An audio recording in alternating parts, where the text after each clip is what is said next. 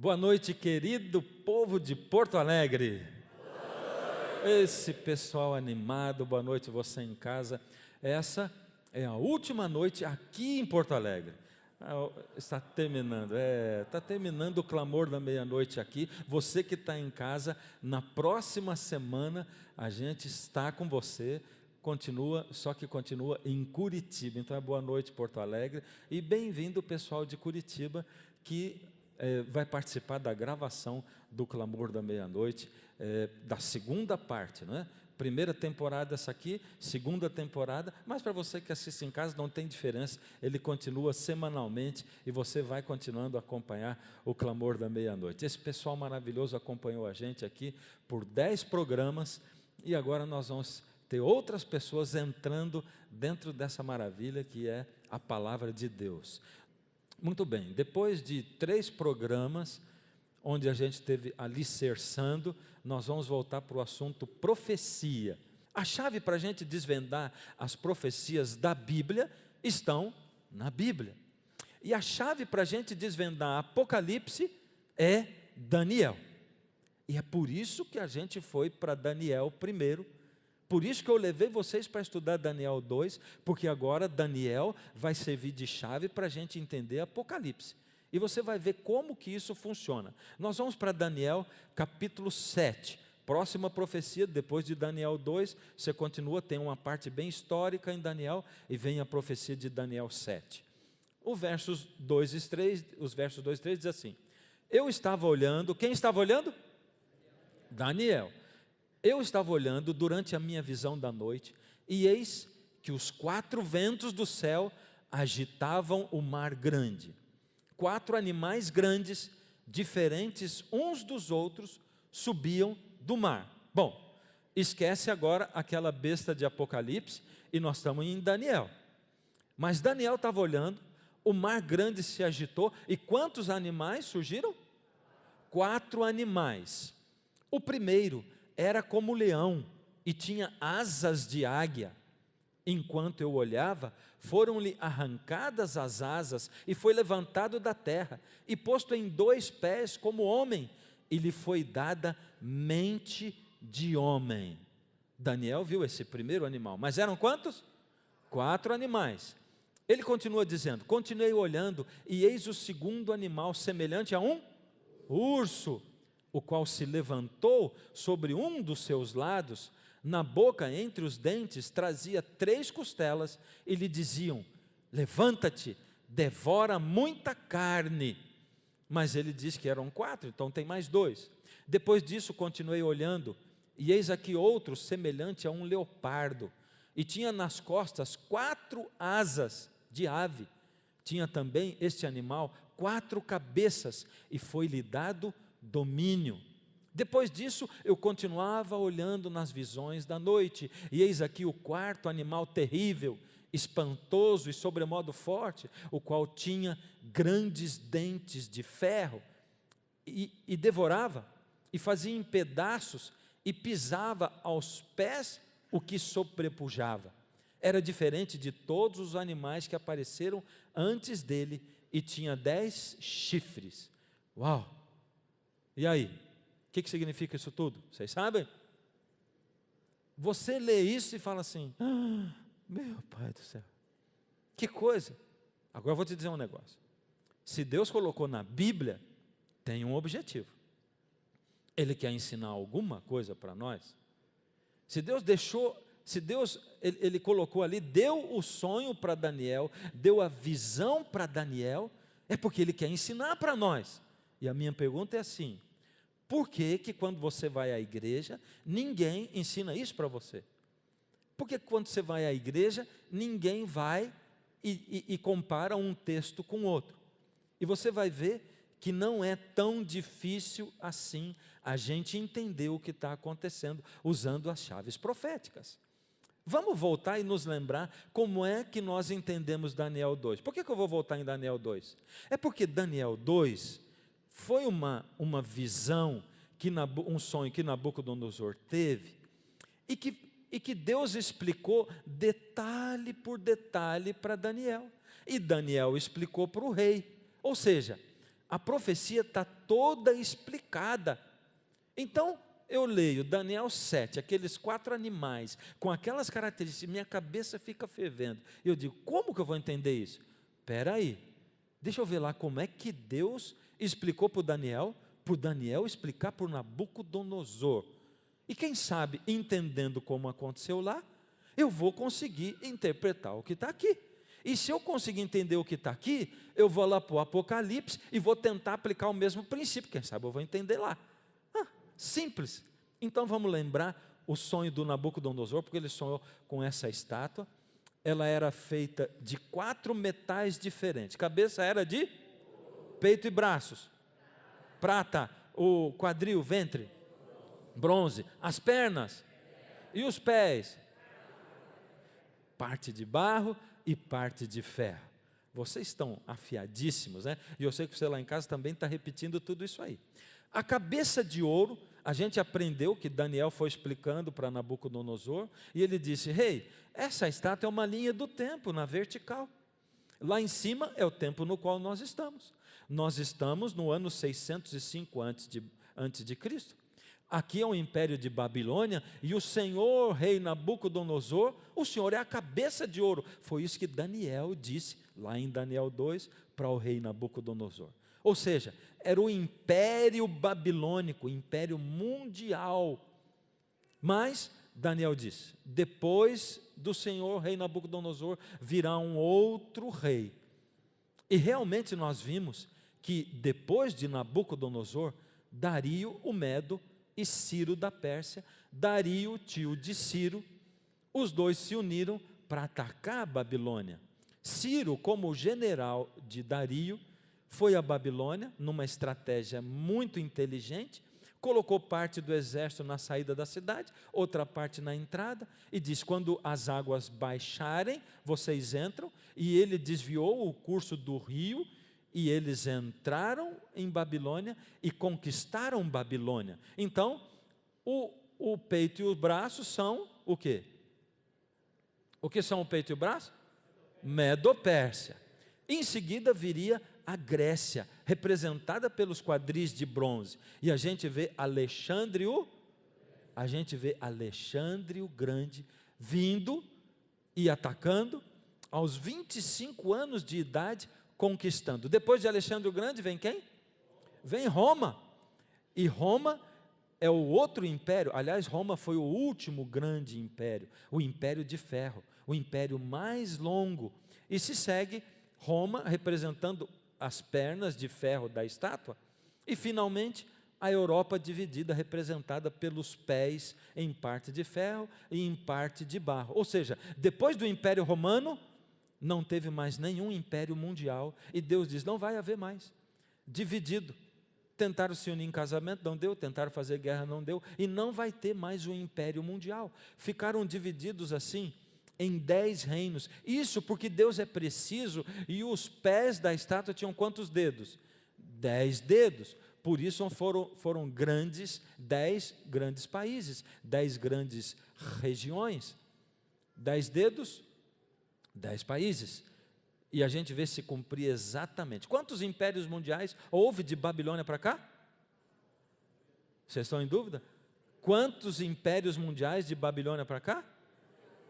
Sim, sem contar Babilônia, 3, mas ao todo, 4. Babilônia, Medo-Pérsia, Grécia e Roma. Agora presta atenção, entra uma novidade. Qual é a novidade? Vamos voltar então na nossa profecia de Daniel 7, nos versos 2 e 3. Eu estava olhando durante a minha visão da noite, e eis que os 4 ventos do céu agitavam o mar grande. 4 animais grandes, diferentes uns dos outros, subiam do mar. Opa, já tem uma coincidência com Daniel 2, não tem? O que tem de coincidência? São 4.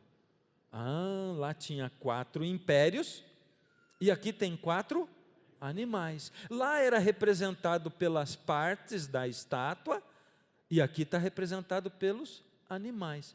Será que eu posso ir por esse caminho mesmo? O primeiro era como leão, e tinha asas de águia. Você já leu em algum livro de história como é que eles representavam Babilônia? Hã? Olha lá. Babilônia era representada por leões alados. Será que isso é mera coincidência? Ou será que Daniel 7 está repetindo a profecia de Daniel 2? E você vê que está sim. Daniel 7 está repetindo a mesma profecia, só que ele vai dar mais detalhes, ele vai esmiuçar mais para a gente.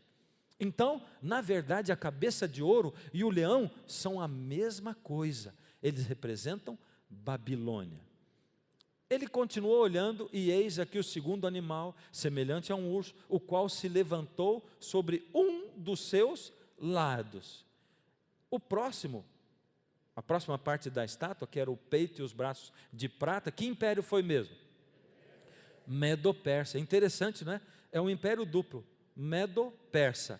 E tinha quantos generais? 2 generais. Qual dos 2 se sobressaiu? Ciro, que era general de quem? De Dario. E foi Ciro quem se sobrepôs. Por isso o urso se levantou sobre um dos seus lados. Mas diz mais a profecia: na boca, entre os dentes, trazia 3 costelas e lhe diziam: levanta-te, devora muita carne. Uau, isso aqui não tinha antes. O que será que é devora muita carne? Ele ia fazer um estrago grande. Ou seja, aqueles imperadores iriam guerrear muito, e realmente Ciro da Pérsia conquistou 3 províncias para conseguir colocar o império Medo-Persa. O Egito, ali está a data, 525 a.C., Babilônia, 538 a.C., e a Lídia, em 547 a.C. Ou seja, as 3 costelas na boca do urso significa quais foram as províncias que eles conquistaram para manter o seu império. Ou seja, o urso e o peito e os braços falam da mesma coisa e do mesmo poderio. Agora, a próxima parte qual era mesmo? Quadril, ventre. O que diz ali? Depois disso, continuei olhando, e eis aqui outro animal, semelhante a um leopardo, e tinha nas costas 4 asas de ave. O leão tinha 2 asas, e aquilo representava como Nabucodonosor avançou rapidamente para conquistar o mundo. Agora, se aquele leão tinha 2 asas e foi rápido, esse leopardo que tem 4 asas deveria ir muito mais rápido. O que a gente vê olhando para a história? Que Alexandre o Grande, com 25 anos, já tinha conseguido conquistar na Batalha de Granica o Império Grego, e ele era imperador do mundo. Ele foi muito, muito rápido mesmo. Ou seja, a profecia milimétrica, a profecia mostrando exatamente o que iria acontecer. Tinha também este animal 4 cabeças, e foi-lhe dado domínio. O que será que significam essas 4 cabeças? É que quando Alexandre o Grande morreu, 4 generais dele é que cuidaram do reino: Cassandro, Seleuco, Lisímaco e Ptolomeu, cada um numa região do seu reino. Por isso, aquele leopardo tinha 4 cabeças, para dizer para o rei Nabucodonosor e para Daniel, já naquela época, 600 anos antes de Cristo, o que seria lá na frente, no Império Grego, para que as pessoas pudessem saber que Deus entende de história, Ele sabe o que vai acontecer no mundo. E a gente vê que o quadril, o ventre e esse leopardo com 4 cabeças e 4 asas, eles são a mesma época da história do mundo. Daniel 7,7. Depois disso, eu continuava olhando nas visões da noite, e olha, não deve ser nada gostoso você ter uma visão de noite com um bicho desse aqui, né? Pensa bem, olha só. E a Bíblia diz que Daniel ficava agitado assim muitas vezes, porque isso aqui está um desenho até assim, não tão amedrontador, né? Mas você imagina sonhar com o negócio. Bom, depois disso eu continuava olhando nas visões da noite, e eis aqui o 4º animal, terrível, espantoso, sobremodo forte. Esse ele já não disse que era um urso, ele não falou. Ele disse que era o quê? Um animal terrível e espantoso, sobremodo forte, o qual tinha grandes dentes de ferro. Qual é a outra parte da estátua mesmo? As pernas de ferro. Ele devorava e fazia em pedaços e pisava aos pés o que sobrepujava. Interessante, era diferente de todos os animais que apareceram antes dele. E tinha quantos chifres? 10 chifres. Então ele tinha dentes de ferro e tinha 10 chifres. Ou seja, ele reúne os 10 dedos da estátua com os 10 chifres e reúne o que mais? O ferro, que é o dente da estátua e é a perna. Ou seja, agora ele aglutina as pernas e os pés da estátua. Por quê? Agora a mensagem não está centralizada nesses impérios. Ela só está dizendo, presta atenção, porque eu estou situando você na história, estou dando mais detalhes para você não ter dúvida, mas eu vou te contar mais novidades. Eu vou acrescentar para você detalhes importantes. Aí a gente olha de novo para o nosso quadro, vê as partes correspondentes com esses animais da profecia. E a próxima novidade. Estando eu a observar os chifres, eis que entre eles subiu outro pequeno, diante do qual 3 dos primeiros chifres foram arrancados. Olha só, é interessante a gente estudar na história que logo depois que a Europa foi dividida, 3 desses reinos sumiram. E eles sumiram por quê?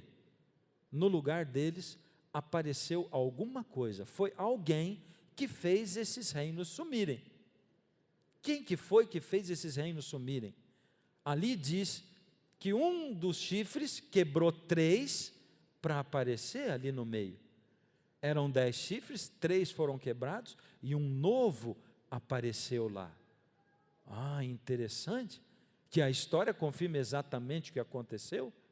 E eis que neste chifre havia olhos como os de homem e uma boca que falava com insolência. Não parece, né? Uma carinha tão bonitinha dele. Você acha que tem cara de quem fala com insolência, coitadinho? Olha lá, tão simpático, bonzinho. Mas vamos lá, a Bíblia diz isso. Eu quero destacar uns pontos importantes. Primeiro, a Bíblia não estava dizendo que ia haver um outro novo império mundial. Aliás, Deus disse o contrário. Depois de Roma, vai se dividir e não vai ter império mundial mais. Ele não está dizendo isso. Ele está dizendo que daqueles 10 reinos, 3 cairiam, surgiria um outro lugar, falaria com insolência. Outra coisa, esse poder não é um outro animal, porque se fosse um outro animal, seria um outro império. Então, por isso é que ele não é um outro animal. Ele é um chifre na cabeça daquele mesmo animal. E aquele animal representa o que mesmo? Roma e depois a Europa dividida, com aqueles 10 chifres na cabeça, certo? Um chifre que sai no lugar de 3. Interessante isso. Agora, ele é a continuação de Roma, mas ele é diferente, porque ele fala com insolência. Ele vem na continuação do Império Romano, mas ele é diferente porque ele é insolente. Foi-lhe dada uma boca que proferia arrogâncias e blasfêmias e autoridade. Interessante esse negócio. Começo a ficar assim, curioso. Quem que é esse camarada que surgiu, ou esse poder que surgiu? O que é essa manifestação? Lembrando o quê? Que Deus está descrevendo para nós o que há de ser nos últimos dias. E o que esse Daniel tem que ver com o Apocalipse agora? Porque lá no Apocalipse o que a gente viu foi um outro animal. Qual foi o animal que nós vimos no Apocalipse? Vamos voltar na história. Irou-se o dragão contra a mulher, foi pelejar com os restantes da sua descendência, os que guardam os mandamentos de Deus e têm o testemunho de Jesus. Então o dragão foi lutar contra os filhos verdadeiros de Deus, porque o mundo está cheio de gente que fala em nome de Deus, o mundo está cheio de gente que fala de Deus, o mundo está cheio de gente que faz milagre em nome de Deus, o mundo está cheio de gente que faz caridade em nome de Deus, faz bondade em nome de Deus, mas não é de Deus. Aqui está falando dos sinceros de Deus. E pensa bem, no último programa eu adverti você, porque alguns que guardam os mandamentos se sentem seguros e dizem assim: dessa condenação eu estou livre. Sabe por quê? Eu guardo os 10 mandamentos, inclusive o sábado, eu guardo.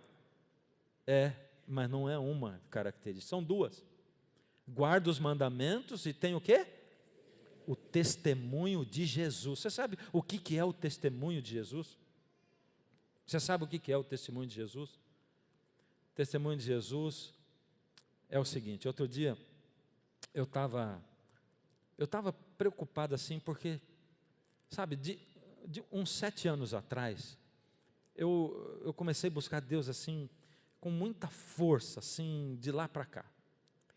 E eu comecei a ter uma impressão no meu coração que Jesus ia voltar muito rápido. E essa impressão não era só impressão, porque toda vez que eu ia para a Bíblia, Deus começou a me levar para situações, para a Bíblia, para coisas, dizendo assim para mim. Deus começou a falar para mim de maneira direta e indireta, muito assim: eu estou voltando logo, não dá mais tempo, o tempo acabou, levanta, fala, eu estou mandando você falar, não dá mais tempo, corre, o tempo está próximo. E eu tinha uma impressão no meu coração que Jesus ia voltar em 5 anos, no máximo. Eu nunca subi no púlpito para falar isso, porque eu não sou maluco. Jesus disse que o dia e a hora ninguém sabe, mas eu tinha uma convicção no meu coração. E aí me levantei para pregar.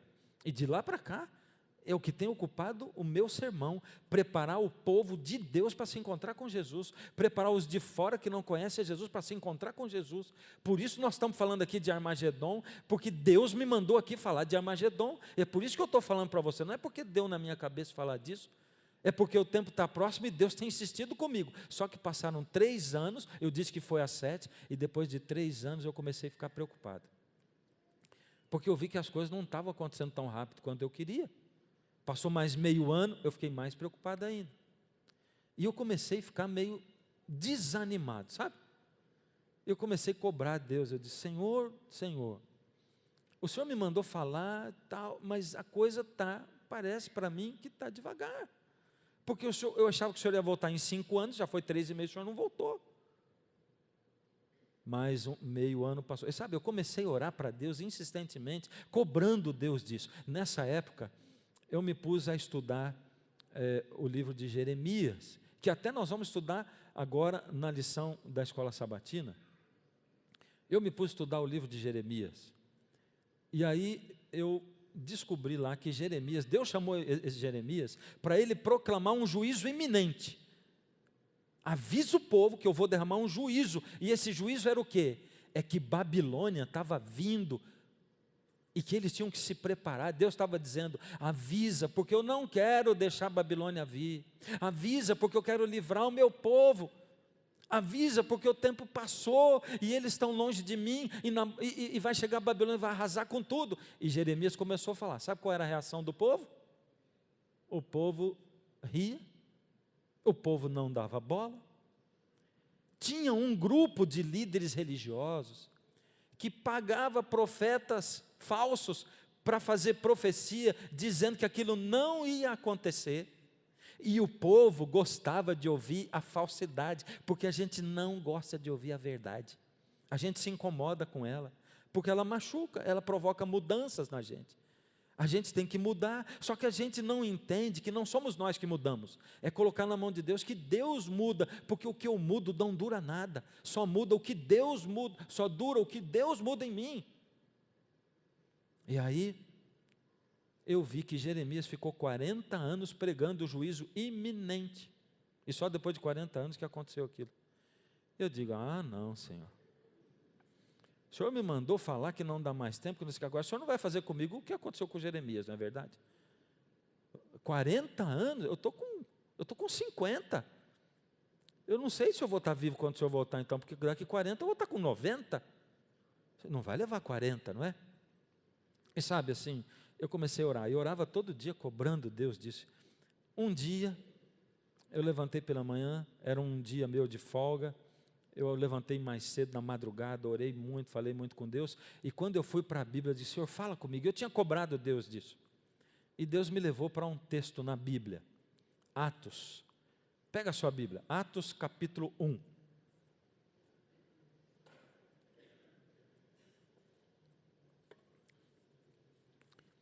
Atos capítulo 1, e olha o que diz em Atos capítulo 1, sabe, quando eu vou para a Bíblia assim, eu sei que Deus vai falar comigo. Eu disse para você que Deus fala também através da Bíblia, aliás, essa é a maneira mais segura para Deus falar conosco, está escrito. Eu li o verso 1, verso 2, verso 3, e quando chegou no 6, dizia assim, então, os que estavam reunidos lhe perguntaram, Senhor, será este o tempo em que restaures o reino a Israel? Jesus tinha morrido, tinha ressuscitado, ia para o céu, e antes dele ir, a cena é a seguinte, eu tinha acabado de orar perguntando, Senhor, é esse o tempo que o Senhor vai vir ou vai demorar? E agora eu me deparo com essa cena, os discípulos perguntando para Jesus, Senhor, será este o tempo em que o Senhor vai restaurar o reino a Israel? Uau, me arrepiei, e li com ânsia, para saber a resposta de Jesus, porque Jesus ia responder para mim, quando respondesse para eles, e estava escrito, respondeu-lhes, não vos compete conhecer tempos ou épocas, que o Pai reservou pela sua exclusiva autoridade. Em outras palavras, sabe o que Deus respondeu para mim? Não é da tua conta. Verdade. Você quer saber quando? Não é da tua conta, não vos compete, não é da tua conta, mas Ele não me deixou só nessa. Sabe o que Ele disse? Mas recebereis poder ao descer sobre vós o Espírito Santo, e sereis minhas testemunhas, tanto em Jerusalém, como em toda a Judéia e Samaria, e até os confins da terra. Deus diz assim, não é da tua conta saber quando eu volto, porque Deus só é que sabe, é da conta dele, não é da tua conta. Mas você sabe o que é da tua conta? É você me buscar todo dia, entregar a sua vida para mim todo dia, refazer o seu voto de casamento comigo todo dia e pedir o Espírito Santo, porque eu quero dar para você o Espírito. Sabe para que eu quero dar o Espírito? Porque quando você tiver o Espírito Santo, você vai ser testemunha minha em todo lugar. Porque você ainda não é testemunha, você está tentando ser, mas você não é. E eu fiquei pensando naquilo. Como é que é uma testemunha num tribunal? O advogado manda chamar, o juiz diz, entra testemunha de defesa, e ele entra, e o advogado diz assim, o que o senhor viu naquele dia? Ele diz, não vi nada. Mas espera aí, o senhor é testemunha de defesa? O senhor deve ter visto alguma coisa. Não, eu nem estava lá. Mas por que o senhor foi arrolado como testemunha? Eu sei lá quem me arrolou, mas eu não vi. A gente é assim, porque testemunha é o que viu. E Jesus está dizendo, você precisa me ver todo dia. Você precisa estar comigo todo dia, você tem que me conhecer para testemunhar sobre mim, você vai viver, você precisa do Espírito, mas recebereis o Espírito e sereis minhas testemunhas, você vai ser cristão. O mundo está cansado de ouvir falar de profecia, o mundo quer ver gente sendo, então não esquece que não são só os que guardam os mandamentos que estarão lá, são aqueles que se importam com dar o sopão para os pobres, são aqueles que se importam com matar a fome das pessoas, matar o frio das pessoas, são aqueles que têm na sua alma a caridade também. Você entende? Não são só aqueles que estão preocupados só em pregar o Evangelho, mas eles estão preocupados também em satisfazer as necessidades daqui das pessoas, em visitar os presos, em visitar os doentes também. Não são só os que guardam os mandamentos, são os que têm o testemunho de Jesus, são aqueles que investem dinheiro nisso. O povo de Deus não vai estar só guardando o mandamento, o povo de Deus vai estar servindo o próximo, vai estar envolvido. O povo de Deus não é aquele que fica dentro da igreja cantando louvor, não. É aquele que vai lá para fora, porque o povo está morrendo sem Jesus lá fora. Aqui dentro da igreja está tudo certo. Aqui na igreja todo mundo é cristão. tem que ser cristão lá fora, tem que ser luz lá fora, tem que ser sal lá fora. Então aqui está dizendo que o povo de Deus é o que guarda o mandamento e que tem o testemunho de Jesus, que vive como quem viu Jesus, como quem encontrou Jesus e como quem recebeu Jesus. Aliás, Jesus diz na palavra dele, antes dele, ele diz assim: quando chegar naquele dia eu voltar, eu vou separar de um lado o cabrito e do outro lado eu vou separar a ovelha. E eu vou separar, sabe por quê? Para aqueles que não vão, eu vou dizer assim: eu tive preso, você não foi me visitar, eu tive doente, você também não foi, eu tive fome, você não cuidou de mim. Foi isso. Ele está dizendo, aquelas pessoas dizem que são, mas não são coisa nenhuma. Então aqui em Apocalipse, João está dizendo, Satanás, ele está irado contra a igreja, e ele está irado contra as pessoas que realmente estão indo até Jesus, e estão deixando com que Jesus viva dentro delas, através do Espírito. Ele está irado, e ele vai usar uma estratégia no fim, é o que João está dizendo. Ele se pôs em pé na areia do mar, e a coisa que o dragão fez, foi que ele fez aparecer de dentro do mar, um poder, um reino, um poder mesmo, um poder, não é um império mundial, porque não vai ter mais um império mundial, mas é um poder. Que poder é esse? Vi emergir do mar uma besta que tinha 10 chifres e 7 cabeças. Agora começa a ver aqui as semelhanças com Daniel 7:8. A besta que vi era semelhante a leopardo, com pés de urso e boca de... Você percebeu que são os mesmos animais? Aqui tem uma chave profética para a gente desvendar Apocalipse. Então esse animal é uma mistura dos 3 animais, ou dos 3 reinos de Daniel, e Deus está dando para a gente uma deixa. Por isso que Deus diz assim, Jesus diz, quem tem ouvidos para ouvir, ouça o que o Espírito diz. Sabe por quê? Porque a gente vive tão ligado nesse mundo. Assim, o inimigo, ele é terrível. Ele faz de tudo para manter você ligado nesse mundo e se desligar das coisas de Deus. Por isso que a igreja também é útil, porque as pessoas vivem lá no mundo como se Deus não existisse. Quando elas caem aqui e que elas ouvem uma pregação e Deus começa a falar, parece que tem meio que um choque elétrico assim. Deus fica mexendo no banco com ela, parece que ela entrou no mundo de Deus, e Deus começa a falar, e ela fala assim, uau, o que está acontecendo? O que é isso? Eu nunca ouvi falar disso, ou isso aqui, ela fica meio abalada. É uma overdose de Deus que se recebe dentro da igreja, ou quando você liga a televisão e que começa a falar de Deus. Tem tanta coisa no universo televisão, no universo internet, mas Deus fala direto com você. Agora vem uma novidade lá em Apocalipse. Foi-lhe dada uma boca que proferia arrogância e blasfêmias e autoridade. Opa, mais uma coisa em comum com Daniel 7 também. Mais uma coisa. Estando eu a observar os chifres, esse é Daniel, eis que entre eles subiu outro pequeno, diante do qual 3 dos primeiros foram arrancados, e eis que neste chifre havia olhos como os de homem, e uma boca que falava com insolência, mesma coisa. E a minha pergunta é, quem é esse poder representado por esse animal, que é descrito no Apocalipse como uma besta, porque não é um animal definido, é uma mistura, e que representa aquele mesmo chifre que aparece lá em cima. Quem que é? Quem que é? É isso que nós vamos começar a estudar a partir do próximo programa. É nesse mundo que nós vamos entrar. E você está falando porque ele continua lá em Curitiba, não aqui em Porto Alegre, né? E você que ligou a TV agora, nós estamos fazendo essa série do Clamor da Meia-Noite, Armagedon aqui em Porto Alegre. Esse é o último programa da série em Porto Alegre, e o próximo continua em Curitiba. Mas você vai acompanhar através da TV Novo Tempo. Você vai estar ligado conosco. A Bíblia é um livro empolgante, é ou não é? Eu vou dizer para você, quando eu estudo a profecia, quando eu fico envolvido nessa coisa da Bíblia, eu fico eu fico assim, extasiado, eu fico arrepiado, eu fico emocionado. A Maricel e eu, a gente começou a namorar novos.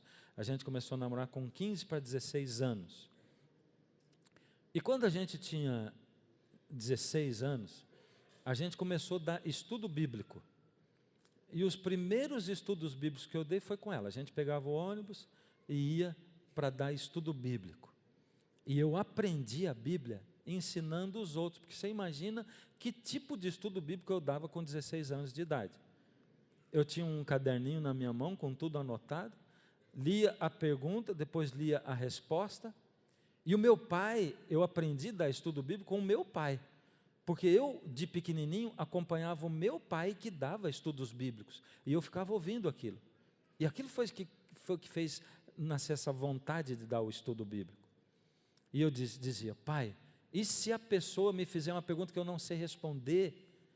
E eu aprendi naquela época com ele o seguinte: se alguém te fizer uma pergunta que você não sabe responder, você diz, eu não sei, mas eu vou estudar e na próxima semana eu trago a resposta para você.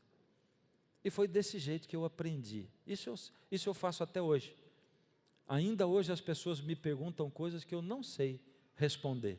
E quando eu não sei, eu digo, eu vou ver e depois te trago a resposta. A minha Bíblia, se você olhar, ela é rabiscada. E tem vários textos, alguns textos ali que tem uma interrogação. É coisa que eu ainda tenho dúvida. E nas minhas Bíblias mais antigas, porque essa é nova, você vai ver que em algum lugar onde tem uma interrogação, tem um X em cima. Porque aquela ali eu já resolvi aquela dúvida, já teve uma resposta. E tem algumas que ficaram 3, e algumas ficaram 6 anos na minha Bíblia, interrogações. Porque demorou para Deus responder para mim. E eu aprendi um negócio. Eu aprendi que para 99,9% das nossas questões, existe resposta na Bíblia. E quando a Bíblia parece que está se contradizendo, ela nunca se contradiz. Eu tenho 30 anos de pastorado e eu tenho 52 de vivência dentro do cristianismo para dizer para você isso e para atestar para você isso. Deus não se contradiz. Deus é o dono da história. Ele sabe o que vai acontecer.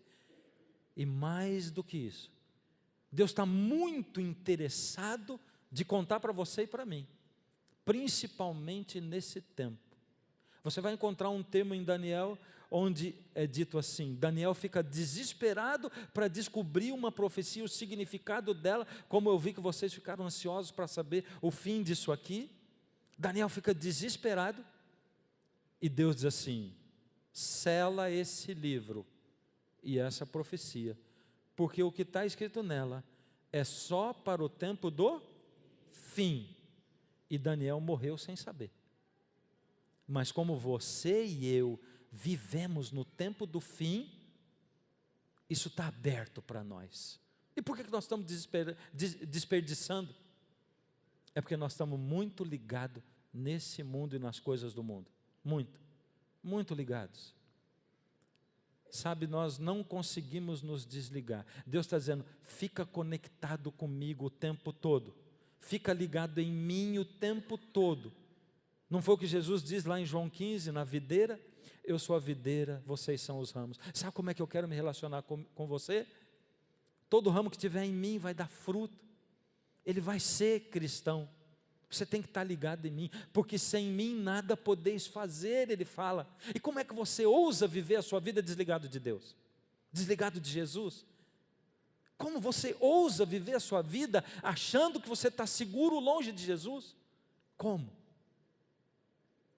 Há pouco tempo atrás, eu acabei de pregar um sermão, e na hora que eu estava pregando, eu terminei fazendo um apelo, chamando as pessoas para entregarem a vida para Jesus, e a primeira pessoa que veio foi uma mulher loira. Ela chorava muito, chamou muita atenção, porque ela chorava muito. E quando acabou tudo, ela pediu para conversar comigo, nós fomos de lado assim, e ela disse o seguinte, eu estou desesperada. Sabe por quê? Eu nasci nessa igreja, Só que, na minha adolescência, eu me afastei da igreja. Eu me afastei da igreja pelo motivo que os adolescentes se afastam da igreja. É meio que a parábola do filho pródigo, ela falou. Mas eu conheci um garoto fora da igreja, me apaixonei por ele, engravidei dele com 15, 16 anos, e eu tive meu primeiro filho nessa idade. A gente não casou, porque eu não gostava dele o suficiente para a gente casar. Depois eu engravidei de novo, de um outro namorado. E aí eu tive um outro filho. E a partir dali eu resolvi que eu não ia ter mais filho. E realmente não tive mais filho. Mas eu tive muitos namorados e conheci muitos homens. E naquele momento ela parou, olhou para mim assim, ela falou: eu me transformei numa prostituta. Mas não é prostituta como o senhor está pensando. Eu era o pior tipo de prostituta. Eu não fazia sexo por dinheiro. Eu fazia por prazer, com quantos homens eu quisesse. Então, eu me tornei nesse tipo de pessoa, vendendo o meu corpo pelo meu prazer. E eu não percebi que eu fui vendendo a minha alma, porque a gente não consegue vender só o corpo sem vender um pedaço da alma da gente. E o tempo foi passando, e os meus filhos foram crescendo. Sabe, quando de vez em quando vinha um lampejo na minha mente, e um pensamento, uma coisa que me dizia assim: teus filhos estão crescendo, você não falou de Jesus para eles. Mas sabe, eu pensava, eu tenho que levar na igreja. Às vezes falava em voz alta. Mas a vida, sabe, eu nunca, não aconteceu, não aconteceu. Ela disse: esse ano o meu filho mais velho, ele completou 18 anos. 18 anos. E aconteceu que meu filho, ele é um menino bom, muito bom. Eu só não sabia que ele estava envolvido com droga, porque ele nunca me falou isso. E na semana passada, meu filho, ele foi comprar droga na casa de um traficante. Só que na hora que ele estava lá dentro, a polícia chegou. O camarada foi avisado antes, e ele pegou, botou meu filho dentro do carro, e os dois saíram fugindo da polícia. Só que eles conseguiram sair de dentro de casa, e a polícia teve contato visual com eles saindo, e começou uma perseguição. O final da perseguição foi que a polícia matou o traficante e matou meu filho também.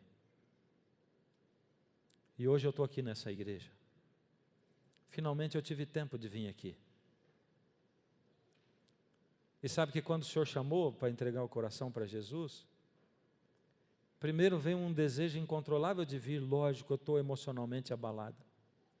Só que cada passo que eu dava de lá para cá, olha, dentro da minha consciência ficava uma voz me martelando e dizendo assim: vai para Jesus, vai. Egoísta. Você vai sem seu filho, porque ele vai ficar. Você vai sozinha. Você já foi longe demais. O que você acha? Essa é a história de um ser humano, e que representa a história de muitos seres humanos, que vivem a vida sossegadamente, longe de Deus. Não imaginam que no mundo espiritual, o dragão está armando contra a sua vida, e ele usa pessoas, ele usa poderes, ele usa pessoas com poderes, ele usa influências, ele usa patrões, empregados, ele usa amigos, ele usa pessoas que se fazem de amigos, ele usa de tudo para enredar você. Ele usa a sua vida, muitas vezes te dando dinheiro para fazer você esquecer, outras vezes fazendo você perder tudo para você odiar Deus. Ele usa a sua vida, muitas vezes te dando uma vida tranquila, para você não precisar pensar em Deus. Outras vezes, ele usa você, fazendo com que você nunca prospere, para você pensar assim: Deus não existe, porque eu já cansei de pedir para Ele, e Ele não me ouve. E a gente esquece que esse mundo ainda não é totalmente dominado por Deus, porque Deus vai dominar quando Ele voltar, e Apocalipse termina dizendo: e vi um novo céu e uma nova terra, porque o primeiro céu e a primeira terra já não existem. E lá não vai ter mais pranto, nem choro e nem dor, porque as primeiras coisas já passaram, são passado. Ali Deus vai libertar você. Sabe, naquela hora que eu estava ouvindo aquela mulher, Deus colocou na minha mente, no meu coração, uma palavra para dizer para ela. E eu disse para ela: olha, como é que você pode dizer que o seu filho está perdido? Você tem certeza disso? Mas ele morreu na casa de um traficante. Vamos pensar no ladrão da cruz. Ele estava do lado de Jesus, passou a vida inteira praticando a desgraça na vida dos outros. E ele estava ali porque ele merecia. Jesus estava no meio e não merecia. Do lado de cá tinha um que estava debochando de Jesus e estava dizendo: desce da cruz agora. Esse é aquele que viveu a vida inteira e não entendeu ainda as coisas de Deus. Ele só ficou mais velho, mas não ficou sábio. Esse daqui é o coração sincero, que no fim de tudo olhou e disse: fui longe demais. Mas ele olhou para a cruz do centro. E sabe, ele não teve tempo para descer da cruz e provar que dali em diante a vida dele ia mudar. Ele não teve tempo para descer de lá e dizer: olha agora, de agora em diante, viram como é que mudou aquele ladrão? Mudou de vida, agora ele é um homem honesto, devolveu tudo que ele roubou, está trabalhando. Não, ele não teve tempo.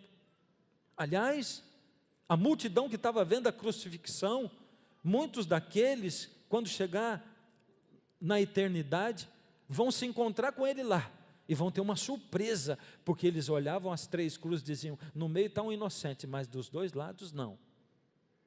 Mas ele teve tempo para uma coisa, ele teve tempo para olhar para a cruz do centro e dizer: Senhor, lembra de mim quando o Senhor entrar no seu reino, porque eu sei que o Senhor vai ser o imperador desse mundo de novo, o pecado vai ser tirado daqui, lembra de mim.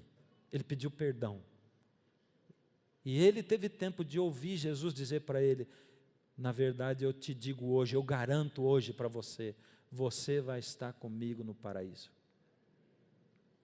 E eu disse para ela: se o seu filho tinha um coração sincero, e se ele teve tempo para dizer: Deus, me perdoa naquilo que eu fiz, e me ajuda a estar contigo no paraíso. Se ele tinha um coração sincero, e se ele pediu perdão, você pode ter a surpresa de encontrar o seu filho no paraíso. Agora, você não vai aprontar com ele de não estar lá, porque quando ele chegar lá, ele vai procurar você. Ninguém pode garantir nada, só Jesus pode garantir tudo. Ele garante a vida eterna para você. Ele garante para você que não interessa os seus pecados, não interessa quão longe você anda dele, não interessa se você ouve na sua consciência, na sua mente, uma voz dizendo: já foi longe demais. Ele diz: não foi, para mim não foi. Então, hoje, eu quero perguntar para você: como é que está a sua vida? Está sentindo assim que sua vida é nada, é um trapo? Está sentindo que você devia já ter feito muito mais? Está sentindo que você não tem força para tomar uma atitude? Não interessa o que você está sentindo, desde que você esteja sentindo que Deus está tocando o seu coração. Está sentindo Ele tocar seu coração? E Ele toca aqui e toca aqui. Aqui Ele já tocou, agora Ele está tocando aqui. Eu quero cantar a última música. Nessa última música, eu quero estender o convite para você. E eu quero fazer um apelo para você. Nessa música é Jesus dizendo assim: está ouvindo o meu chamado? Vem.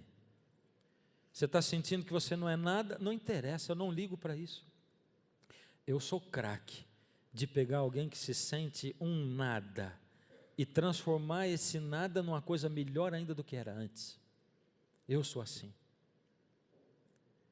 E eu vou chamar você que está longe de Jesus. Eu vou chamar você que não tem tido tempo para Jesus. Eu vou chamar você que tem negado Jesus e tem ficado preso nesse mundo, esquecendo que Deus te oferece uma outra vida melhor do que essa. Eu vou chamar você que, pela providência de Deus, se deparou com Deus dentro de uma igreja ou dentro de canais de televisão e sintonizou um canal. Eu vou chamar você, porque Deus vai dizer assim: vem, eu vim buscar você, vem, entrega a vida para mim. E sabe como é que você vai fazer isso? Eu vou chamar você para levantar e vir aqui na frente, e você que está em casa para levantar e ficar onde você está aí, e depois eu quero orar com você. Você pode vir já, pode começar a vir já, e eu quero orar por você. Tem que ter coragem para vir daí para cá, mas Deus é quem dá essa coragem. Você não pode fazer nada, só Ele pode fazer, mas é para você que está longe. Confessa para Ele. Triste estou por ter perdido a inocência pura que vivi, pedaços que de mim caíram, pareciam ter caído no vazio. Mas Deus ouviu. Canta comigo. Quando eu clamei, quando pequei. Quero ouvir sua voz. É feliz. É feliz.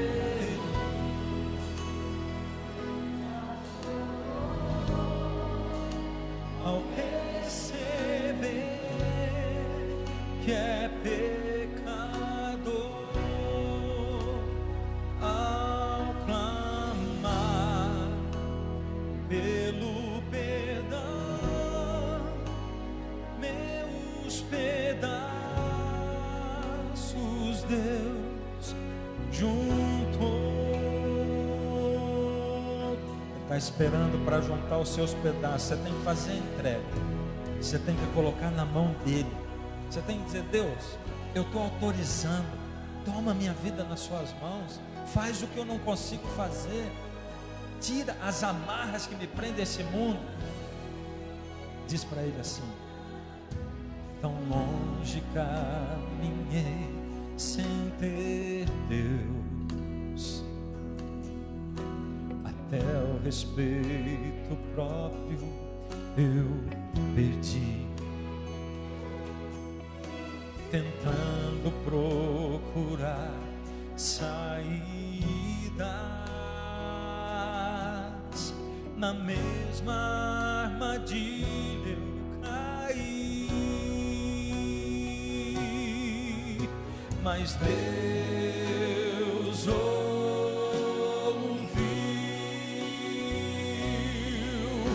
quando eu clamei, quando pequei.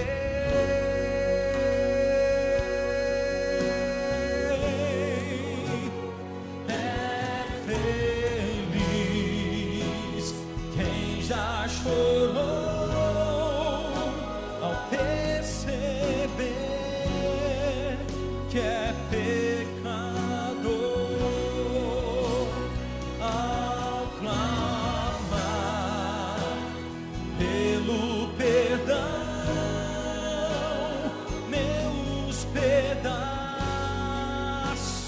Deus juntou.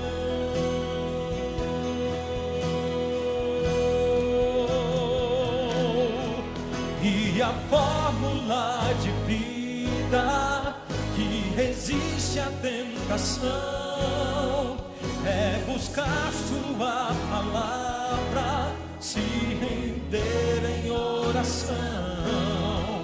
Eu nem mesmo tenho forças para enfrentar quem já perdeu. Minha armadura é Deus.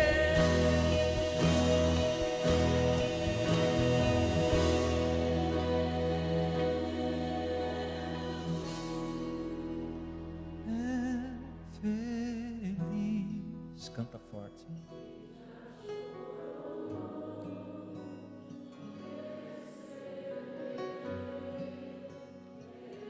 Isso é entrega. Clamar é submissão.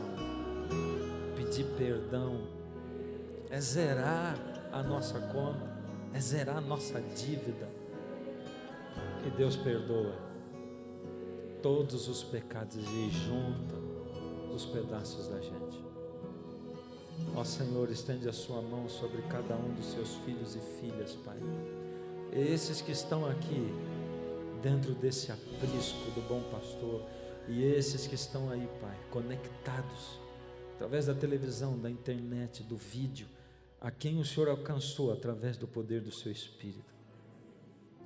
Pai, aquela mulher, eu sei, ela, Pai, adiou tanto ir para a igreja, porque não é fácil.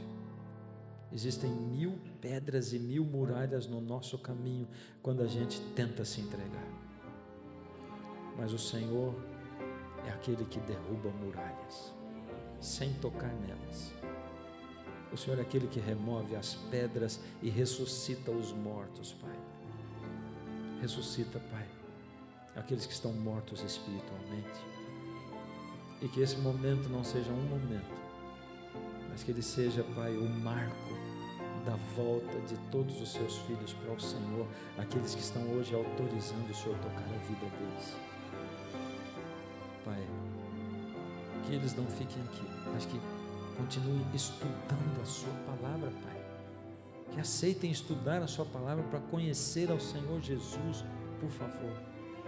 Toma-os nas suas mãos. E a nós todos, a mim também. Em nome de Jesus. Amém.